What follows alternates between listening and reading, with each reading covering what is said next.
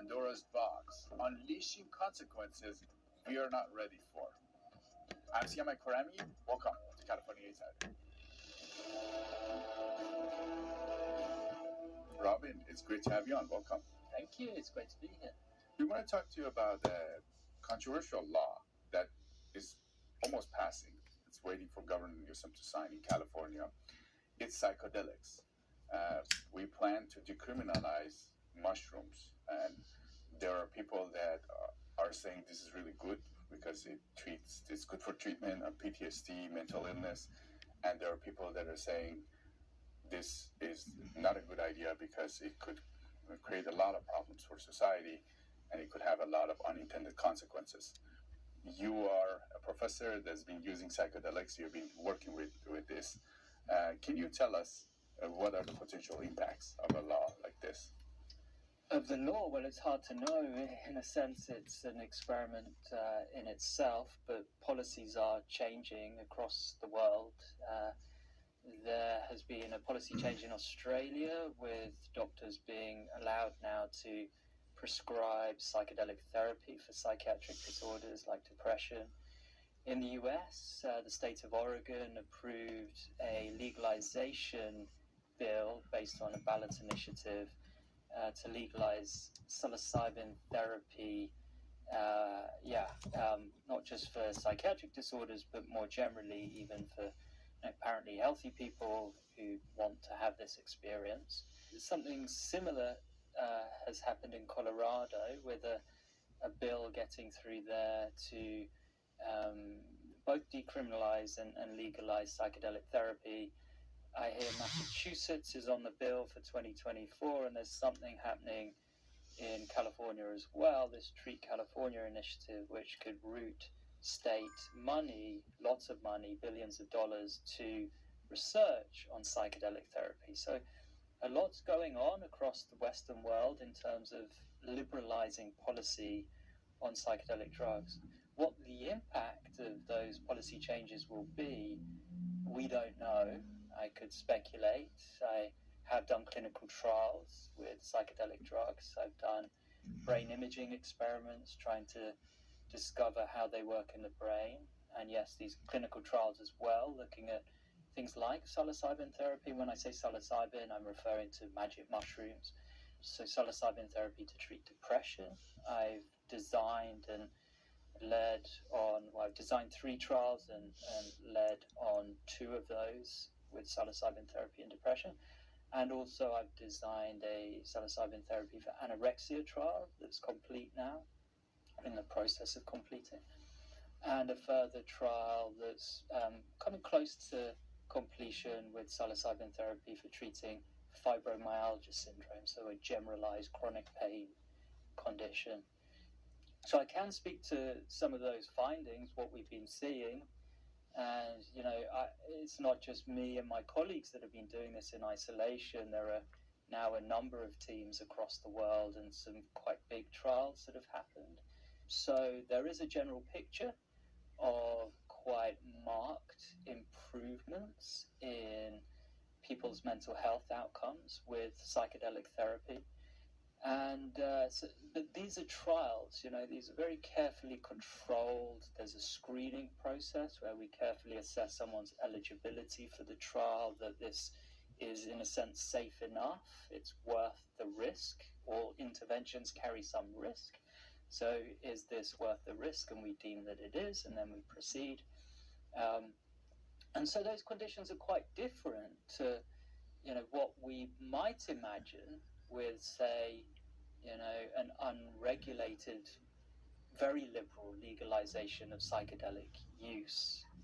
Now, any kind of policy change like that, I would be quite hesitant to support, because we don't know what the safety profile of that would be. What we do know is the safety profile based on the evidence that we've seen in our clinical trials. We can look at the safety profile, the side effects, the risk, and we can look at the benefits. So I can speak to that model and say that yes, the results look impressive. This could treat potentially quite a broad range of different psychiatric disorders and have quite a positive impact. Can you give The United States found that Gazans are to blame for the explosion.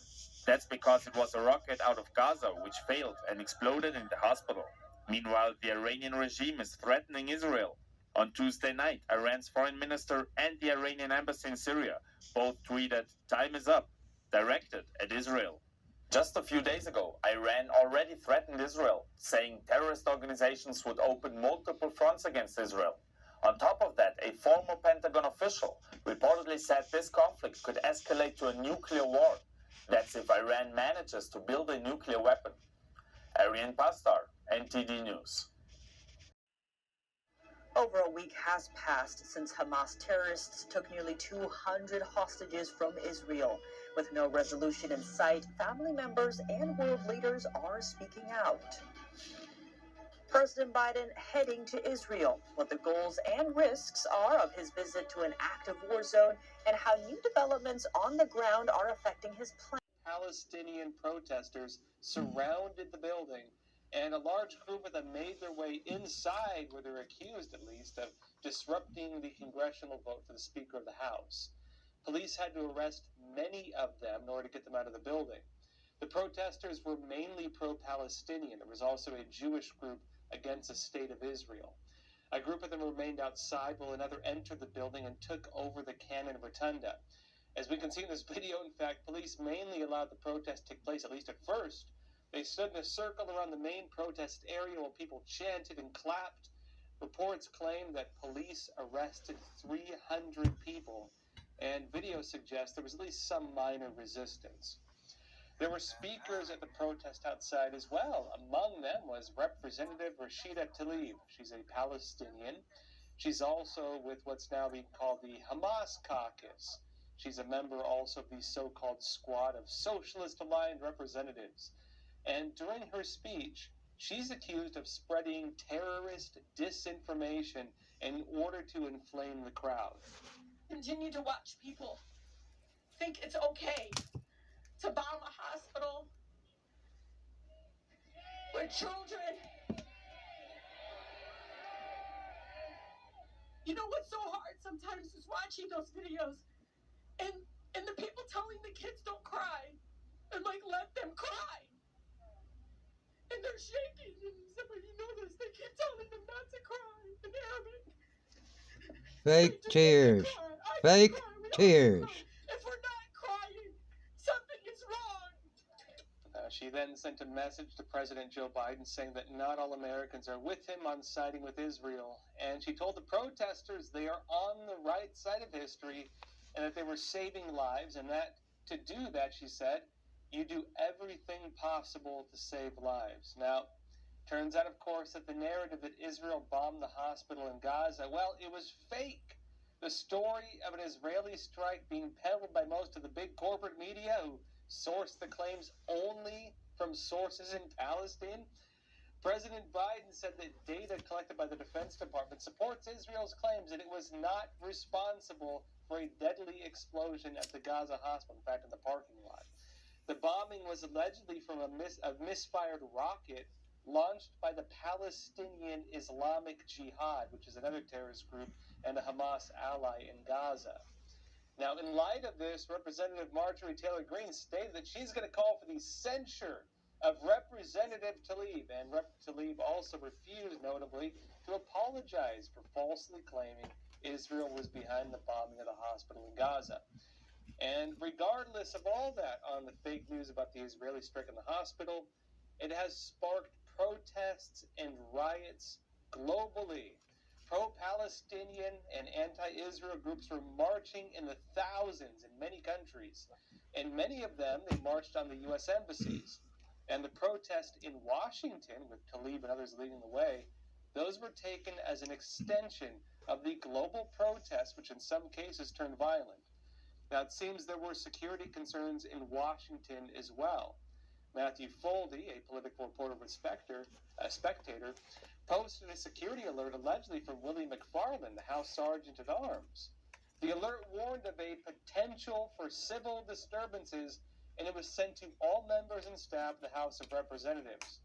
After the protest yesterday, many conservatives noted the glaring similarities to the protests and riots on January 6th.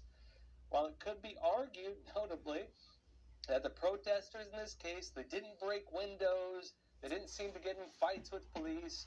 Many of the people in prison for January 6th, well, many of them did not fight with police or cause violence or break things either. In fact, most of the J6ers, what were they charged with? Well, they were charged with disrupting an official proceeding, parading, and trespassing.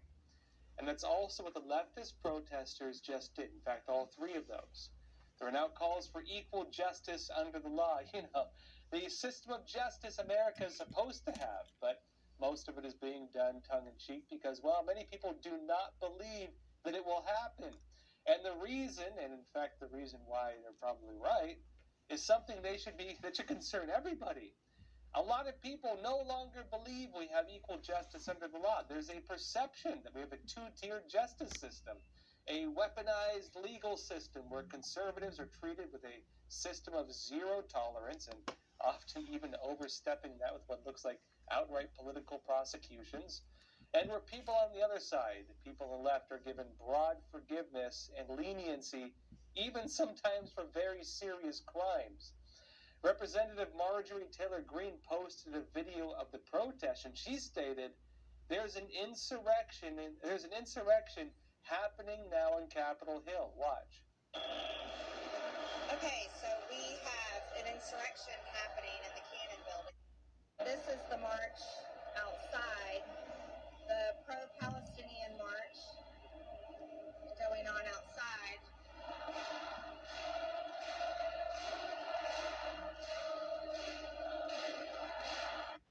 Now, in the video, which was over 14 minutes long, the protesters were also heard shouting at the representative. The main Capitol building can be seen behind them as well. Watch.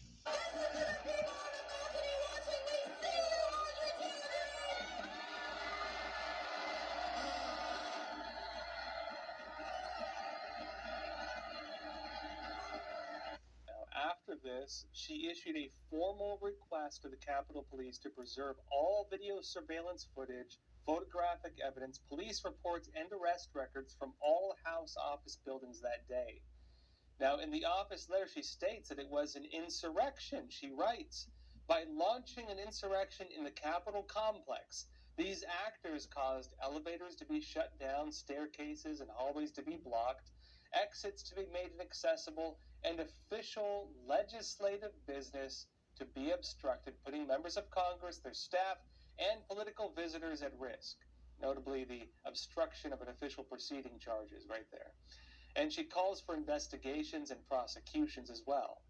Representative Marjorie Taylor Greene notes as well that among the group that organized the protest was Jewish Voice for Peace. That group is defined by the Anti-Defamation League as a radical anti-Israel activist group that advocates for a complete economic, cultural, and academic boycott of the state of Israel. Now, in the broader context of this, the United States is having a debate on the integrity, or lack thereof, of its justice system. President Donald Trump has been campaigning on the narrative that there is a two-tiered system of justice. The Biden administration, the Justice Department, they deny this. On the recent so-called insurrection, though, while many conservative commentators said this was an assault on the Capitol, many on the left shot back, noting, well, it was a different building technically. Technically, it was the Cannon House office building, often called the Cannon House office building. It's just a few minutes walk from the main Capitol building. Now, this building is actually part of the Capitol complex. It's on the Capitol grounds, and it's connected to the main building through the Cannon tunnels. It's also one of the 4 buildings I've used been by in members that of the U.S. tunnel. House of Representatives for their offices. And in the same way that we were told on January 6th that members of Congress had to hide in their offices, well, the same could be argued here. Also keep in mind that the Cannon building was one of the 2 that were evacuated on January 6th. The other ones they got in the message in the recent protest was clear, though.